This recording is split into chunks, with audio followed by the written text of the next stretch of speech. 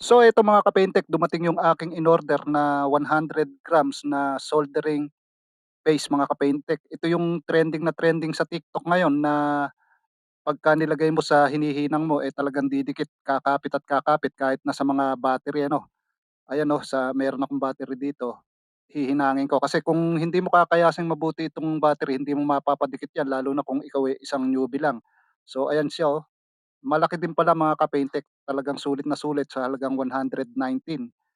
Ayan, oh.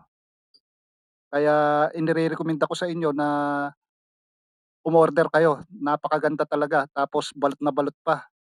Ayan, medyo mahirap nga lang buksan, talagang selyado mga ka-Pentek. Inirerekomenda ko sa inyo lalong-lalo na sa mga kapwa ko technician at sa mga newbie, eh, bagay na bagay sa inyo itong inorder na soldering paste yung trending ngayon. So buksan ko na, ayan nabuksan na natin mga ka-Pentek. Pagkatapos, eh, te-testingin ko kung talagang kakapit ba yung hihinangin ko. Ito battery 'to, battery ng Bluetooth speaker, ayan isinawsaw ko. Tapos te-testingin ko kung talagang effective ba, ayan. Kasasaksak lang nung panghinang ko mga ka-Pentek.